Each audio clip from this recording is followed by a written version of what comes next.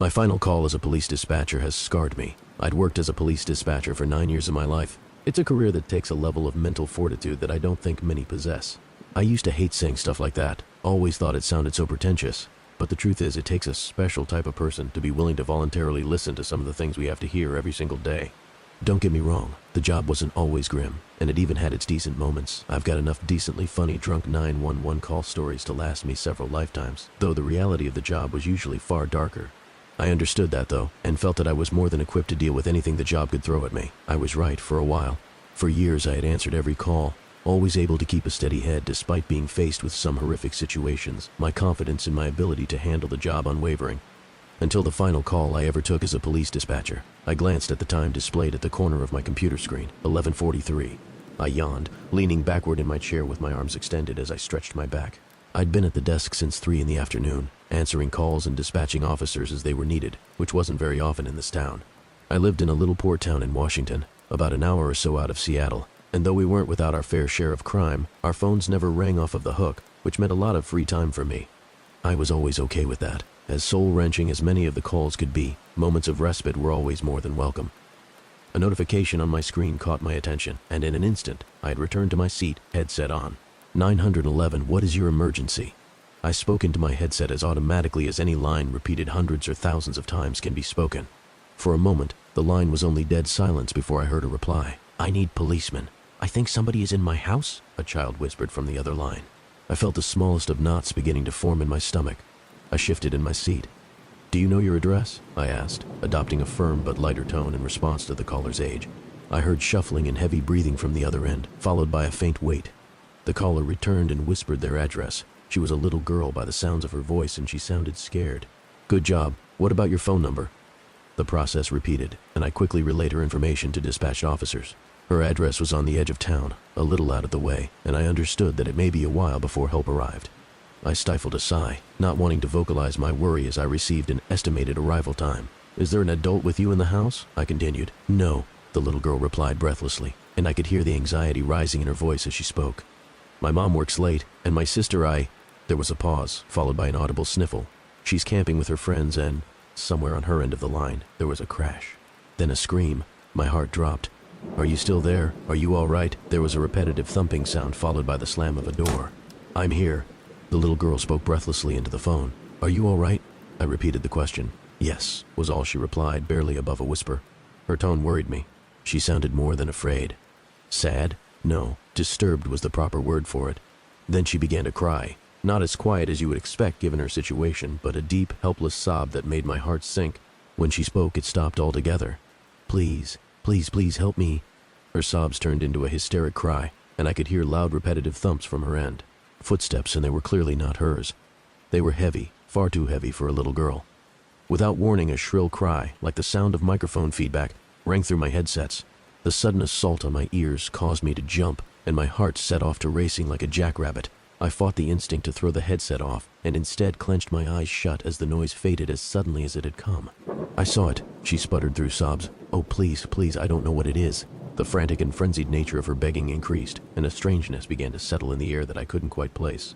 A quick glance around the room confirmed that most of the desks around me were empty, and I was on the call alone. The thought made me feel very isolated, and a growing uneasiness continued to take hold of me that I couldn't place.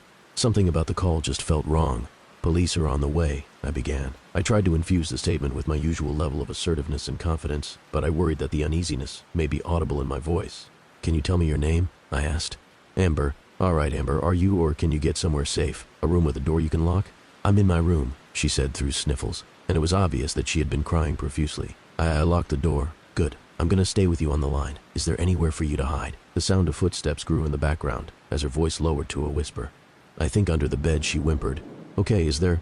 I paused, thinking over my words before continuing. Anything you can use to protect yourself? There was silence on her end for a moment, followed by a hushed yes. As she dropped the phone, I assumed to get a weapon. The clamor from within the house had grown closer to the phone, and the piercing ringing sound had returned. I was almost certain there had to be something wrong with my headset or with Amber's phone, and the sound grew to an almost unbearable extent, matched only by deafening thuds from somewhere on the phone. It sounded too close. I could feel the hairs begin to rise on the back of my neck, and the ominous sense of panic began to give way to an unexplained fear. The urge to look over my shoulder grew harder to fight as the persistent thudding sound grew louder, nearer. It all sounded too clear, I guess. There was no static, none of the white noise typical of a phone call, nothing. Just the sound of footsteps approaching closer. Closer. I gave in to my instinct, whipping around in my seat, nearly losing my headset. No one. I had no time to settle my nerves as Amber returned to the line. "Are you there?" she whispered, yanking me from my fog and back into the moment. Yes, I replied. I struggled to shake off my fears. Something was very wrong with this situation. Despite my worries, I shifted my attention back to Amber. There isn't any weapon," the girl muttered, "but I have something." There was a pause. "Oh, okay, what do you have?" I asked, realizing my prompt was necessary. A rabbit." "A pink rabbit," she said, and even over the phone, I could hear a little embarrassment. "My dad gave her to me when I was little," she sniffled. He said she would keep me safe." I didn't know what to say for a moment, but didn't want to miss a beat. "He was right," I said, as encouragingly as I could. "Everyone knows pink bunnies are great protection. Can you go back under—" I was interrupted. "Amber, I miss you." I could hear a man call from within the house. So the intruder knew her? I furrowed my brow. "Amber, do you recognize that voice?" I asked, hoping she could identify the intruder. There was silence for a moment before her response. It sounds like my dad." "Why does it sound like my dad?" I blinked. "What do you mean?" "That's my daddy's voice." "Why does it have my daddy's voice?" I didn't know how to respond to that. Hell, I didn't know what to think about. At his voice? Before I could ask what she meant, we were interrupted by a sound. The thing we heard has taken me years to try to understand. I've come to believe it was that thing's laugh.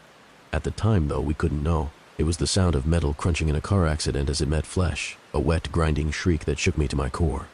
I wanted to vomit, and my vision began to blur. I can only imagine what it was like for Amber, hearing that all in person.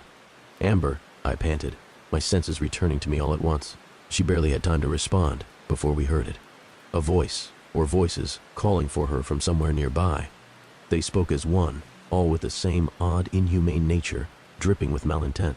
"Amber." My blood froze. Amber began to cry, and her cries eventually becoming pleas as she begged for help, her life, her mother, and my intervention.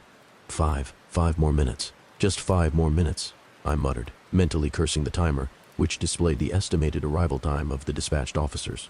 I prayed it would be soon enough. "It's outside the room," she whispered, her voice one of utter panic, before breaking into a quiet sob. I silently swore under my breath. "Amber, I need you to hide right now if possible. The police are 3 minutes away. Stay as quiet as possible." There was no response, but I assumed from the shuffling sounds I could hear that she had gone back under the bed. For a few moments there was silence. Then Amber spoke, and my heart dropped. "I'm going to die." "You are not going to die, Amber," I began, worry now audible in my voice. "I promise." It's reaching under the door. Oh my God," she muttered. There was a crash louder than before, and Amber began to shriek. The noises continued, and it began to dawn on me what I was hearing. It was breaking down the bedroom door. Amber's screams had devolved into horrified babbling and pleas for her life to whatever was on the other side of the door. Her screams were soon drowned out by the same noise as before, that sick fucking laughter. "What are you?" Amber shrieked, loud enough to make my ears ring. "Please, what are you? What are you?" It mocked, in a voice that was some sick parody of Amber's. Panic gripped me as I glanced back at the corner of the monitor displaying the dispatched unit's arrival time. 1:36. Please, God, let it be soon enough. "Amber, are you there?" I called. "Amber." As suddenly as it had started, everything went silent. Somewhere in the distance I heard sirens. "I hear them, Amber. Officers are a minute away." Silence. My heart began to sink. "Amber, are you there?" I could hear something shifting, breathing. I think it's gone," Amber said. A surge of relief rolled through me, and I let out a sigh and leaned back in the chair. 27 seconds, the dispatch time read, and the sirens in the background grew louder. "You did very well, Amber. Police are almost there. You did really well." I couldn't think of what else to say. I'd never had a call like this, and something about it all felt so strange. Something Amber had said began to ring in my mind. "What are you?" "Amber," I began. "What did you see?" I was met with silence. "Amber?" Amber began to laugh. "Amber," I said, my voice pleading, a wave of realization crashing down on me. The laughter grew more raucous and less human with every second. Somewhere in the background, there was a knocking sound. They'd finally arrived. Too late. I asked the only thing I could think at the moment. Why? The laughter stopped abruptly as the thing on the phone spoke. It was fun. There was a click, and the line went dead. The house was empty when officers arrived. No signs of forced entry anywhere except the door to Amber's bedroom, the bottom of which had been torn away by something leaving a wide space to crawl beneath. and Amber, or what was left of her, decorated the room. Whatever had been there left nothing behind to identify it, only carnage. The case was never officially closed, and everyone had their theories as to what had happened that day, ranging from serial killers to a bear attack, and everything in between. The call was never made public, not my decision, but not one I necessarily complained about either. I never want to hear that recording again. I put in my 2 weeks' notice that same night, though I never returned to work after that day. I'd been content to try and forget about that call. As callous as it may sound, I was content trying to forget about Amber, to forget whatever I had spoken to on that phone, but I don't think it's done with me. Last night I dreamed, or had thought I was dreaming, the sounds of footsteps running throughout my house, as something screeched and laughed and mocked me just outside my bedroom door. I stayed in my bed long into the morning despite the sounds having stopped, paralyzed by a mixture of fear and confusion, until eventually I convinced myself to leave the bed. I crossed the room, cursing every creak the floor made under my weight. I lowered myself to the ground, holding my breath as I peered under my bedroom door. There was something there, but it wasn't moving. I mustered up the little bravery I had left and rose to my feet, my eyes shut tight and a prayer on my lips. I pulled open my bedroom door slightly and stuck my head out just enough to see what lay outside. I stifled a gasp, and tears flooded my eyes as I bent over to pick up the object. Placed right outside my door was a little pink bunny, covered in dark stains. From somewhere within the darkness just beyond the bedroom door, Amber's laughter echoed.